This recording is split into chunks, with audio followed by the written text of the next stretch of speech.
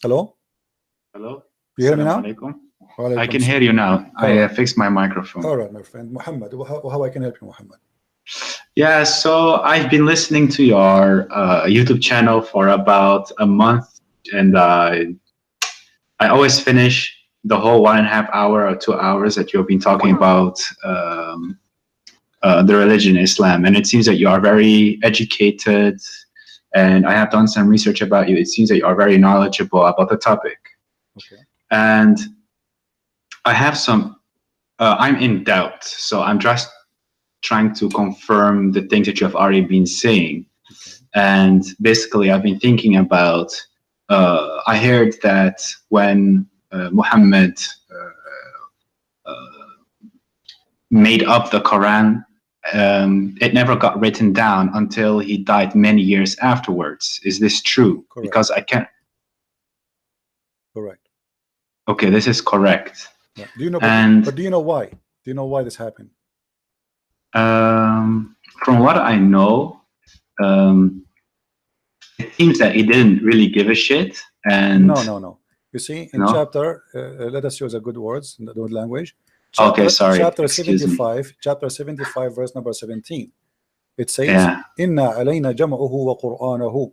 Allah said, supposedly, that it is the duty of Allah to collect the Quran and to recite the Quran, not the duty of any human being.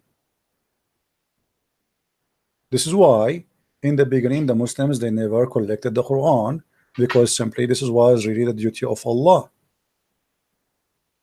Okay. That's very interesting. Yeah. This is the first time I hear you talking about it as well. I don't Well, I know don't for talk sure. about everything I know, my friend. I'm like, go to the library. Unless you touch the book, you open it, you don't see what is inside, right? So you mention a topic, so we go there. So now, here you notice here that Muhammad is claiming that the one who collect the Quran, it should be Allah. But this is proof Islam to be false, because never the Quran collected by Allah. Okay. Yeah, I've been trying to reach as much hadith and Quran since I've been listening to you, because every single time I hear you talk, I read the chapter you're giving us, and I'm just like blown away, because right now I'm nearing my 27th birthday, and my whole family is religious, and I don't know anything except Islam. And as I got older and I got more exposed to the internet, and as you said it, you walked for I don't know how many hours to a library to just read a book. When I came, when the internet became very available to me and I started researching my own religion, I felt that this is strange. It's very strange. So I'm just trying to collect as much evidence for myself to make sure how long that you are listening to me today? I listened to you since the beginning of the broadcast. So you saw what happened with this gentleman before you, right? Yeah, Angelo. Okay, what do you think? Let us say if I am speaking to you, not him, from the beginning. Yeah. What do you think? What is your decision will be after all of this?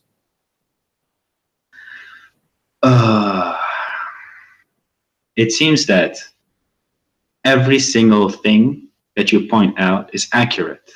I cannot deny it, because it's plainly written there, and I can understand Arabic a little bit, but when I go by word for word and I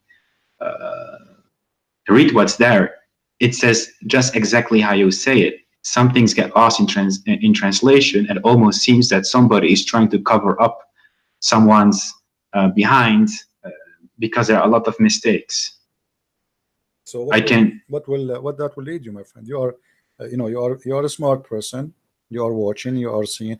I never said something without showing proof. Correct? Yes. And all is from Islamic website, Islamic translation, Islamic print, Islamic reference. Nothing. I don't use the Bible to prove anything. Yes. Okay. So now what you with your you are a growing man, and you are watching for long. Not only this video today, you are watching for long. So isn't it enough after watching all what I showed? Isn't it enough to prove to you that Muhammad, there's no way he's from God? That's true, but I have a lot of family members who I have discussions with, and sometimes it gets quite heated, and then I try to help others as well, and I try to see whatever I think is wrong or right. And it seems that sometimes they are still trying to, I mean, they're still able to convince me somehow. Look, like how? Give me an example how they can convince you. Like what? Like they say that some things are very hard to understand without the tafsir. But when I look at the tafsir, it seems that it's also rubbish. I find it very hard to pinpoint what's exactly wrong, because sometimes they give references and you can interpret it in certain ways because of Arabic language. I will give you a tafsir. What is your education, my friend? My education. What do you mean with like, education? Did you go to school? Like, do you have some education? Yeah, I currently busy with my university. Okay, so I have studied other things as well. So this is my third. Okay, that's degree. That's wonderful. So you are a person who went to school. You are not like a, with my respect to everybody, some people did not have their chance to go to school, right? I mean, yeah, exactly. Poor, yeah. But look with me. This is chapter Qaf, verse number 1. Qaf wal Quran al-Majid. You said you know a little bit of Arabic, correct? Yeah, I can understand because I am personally from Morocco, and I'm not from the Arabic part of Morocco. I'm Amazigh, the Berber. Okay. Yeah, yeah, the northern. It says, from his narration on the authority of Ibn Abbas, that he said, in the interpretation of Allah saying Qaf. Qaf is a letter. Qaf, he says, it is an azure mountain overlooking this world, and the color of the sky takes from it. Allah swear by it. Now your family, they say to you, you cannot understand unless you read the interpretation. Okay, this is the interpretation. What we will do now? There's a mountain surrounding the earth, and it's blue, and the sky taking its color from it. Yeah, this is strange. Exactly how you point out many things. This is also what I stumble upon, and I notice that it's very incorrect and it makes no sense. And I don't know what I need to do with this kind of piece of information that somebody spent so much time making this up. Very confusing. And there is no reason for somebody as a Muslim to lie about his religion, right? I mean, those are scholars, those are not Christians, right? Yeah, and exactly. Yeah. So if we go and have you ever heard of a scholar? His name is Ibn Kathir. Yeah, Ibn Kathir, I know him. Yeah. Okay, who is Ibn Kathir? Muslim, they say, some of them they say that Ibn Kathir is a very big scholar, but you will notice that the Muslims, when they want, they like Ibn Kathir. When they want, they don't want Ibn Kathir. Have you ever heard of a chapter? It's called Al-Qalam. Not sure. Maybe I know the what's written inside, but not necessarily the chapter name. Let me show you the verses. Chapter 68, verse number 1. Have you ever read this verse? I probably have read it, but sometimes, also when I was younger, I was reading Quran the whole time, but Arabic's not my primary language. Okay. So I read it without knowing what it actually says. Okay. Well, if we go, let us see if we can get the interpretation for it in English. This is a chapter 68, verse number 1. Let us go here.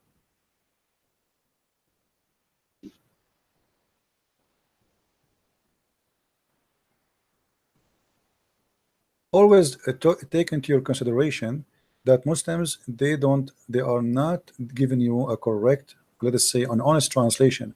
Ibn Kathir in Arabic is not the same as in English. If we read here, it says,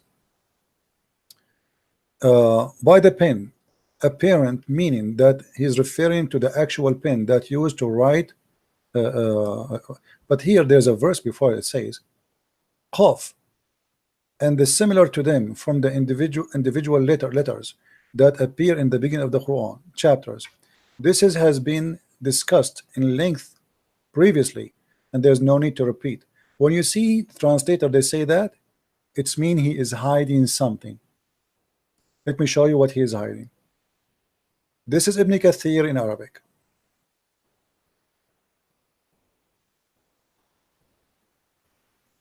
It says here, and this is the official government website of the Kingdom of Saudi Arabia.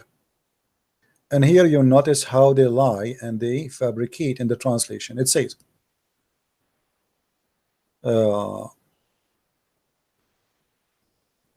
نون هو حوت عظيم على تيار الماء العظيم المحيط. Do you understand what I'm saying or you don't? Not really. Okay. I catch no ball. Noon is a big whale on the ocean, and he is carrying the 7 earths, as the Imam Abu Ja'far ibn Jurayj he said, ibn Jarir. And then he continued, says, Allah he created Noon, and he made the steam go up, and then from there he opened a hole in the sky, and he made the earth flat, and all of this in the top of the whale Noon. And then Noon he start moving, so the earth start moving and shaking. So Allah he decided to put mountains in the top of the earth, so the earth will not move. Where we can find that in the English translation? It's gone. Period. Yeah, I also experienced this. You are completely right. Yeah, and here let me show you. If we go to the chapter Moon, the same chapter we are talking about, okay, which is 68:1. If we go here,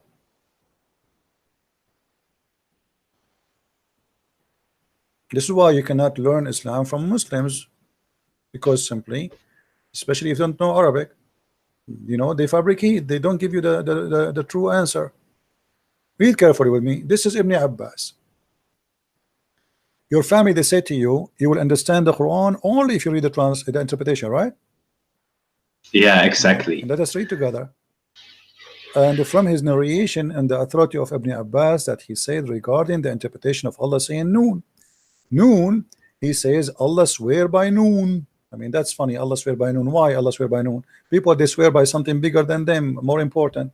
Then, which is a whale that carries the earth on its back while in water, and beneath which is a bowl, and under the bowl there is a rock, and under the rock there is a dust, and none knows what is under the dust save Allah.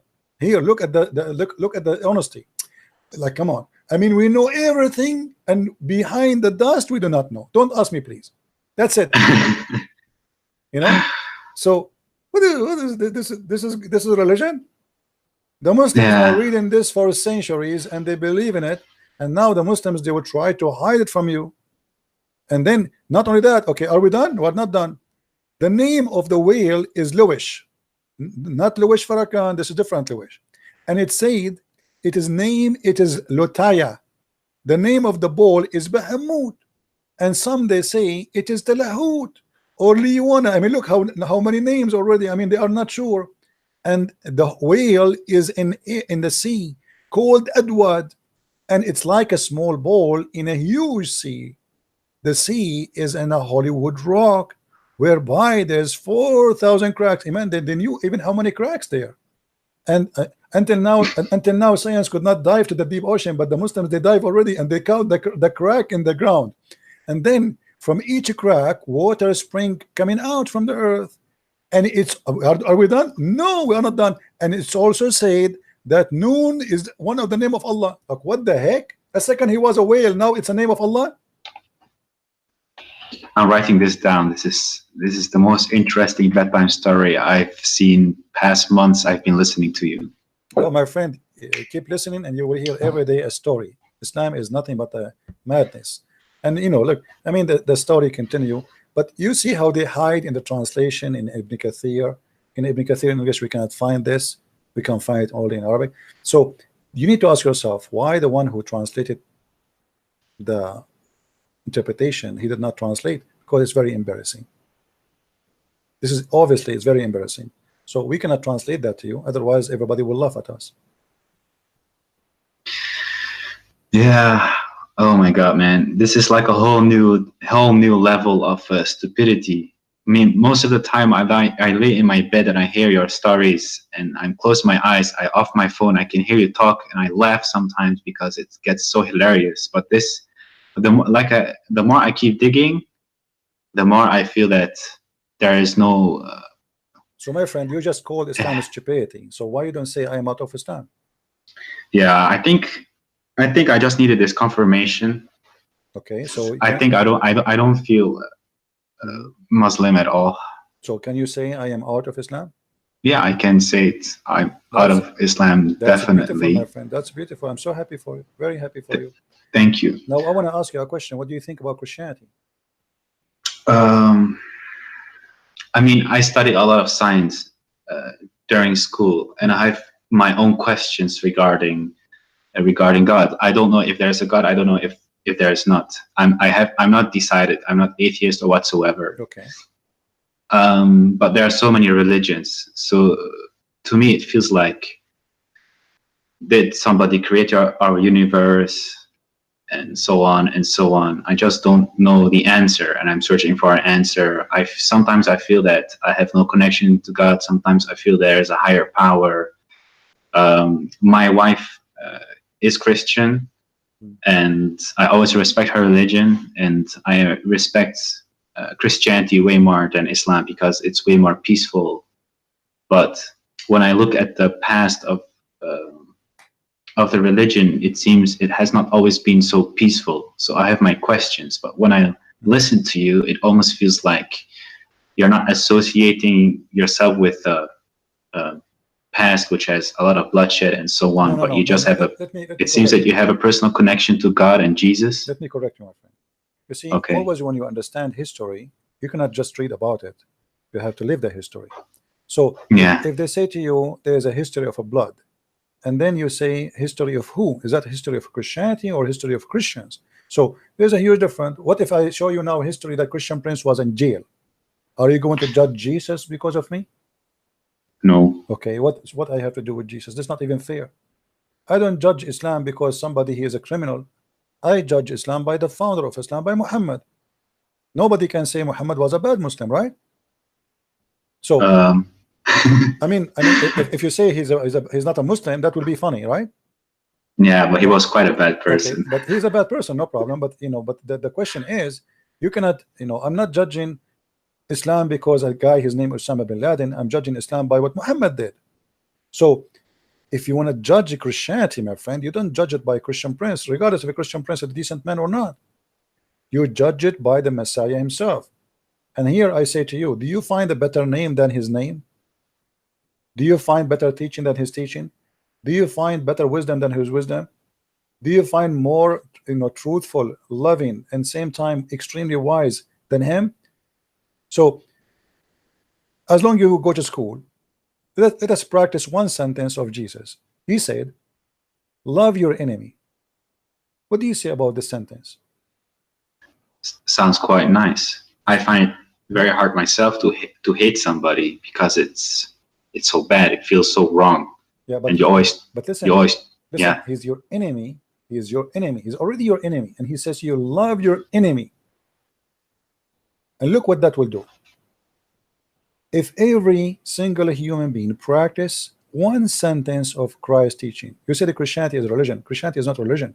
It is not. Christianity is a belief in the mighty God. It's not a religion. You love your enemy, and I love your enemy, my enemy, and every one of us in earth love the enemy. There's no enemy left. The earth became heaven. So the message of Jesus to us is to live in heaven right now, not even tomorrow. Yes, there is heaven to come, but if you believe in Jesus, you can be in heaven. Because when you love your enemy, and all of us, we love our enemies. We do not need a police. We do not need an army. We do not need, because everybody became a loving person. A loving person will not steal.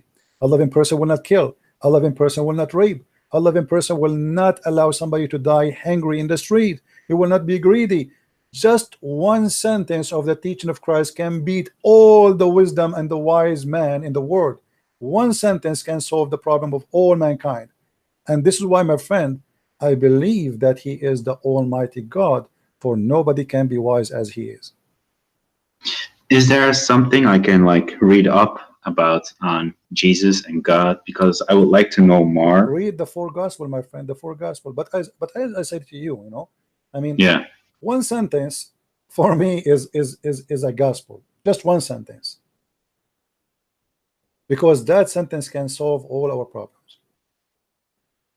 All the evil we have is based because we don't, when you love your enemy, that's mean you love everybody. That's it. There's nobody. There's no limit.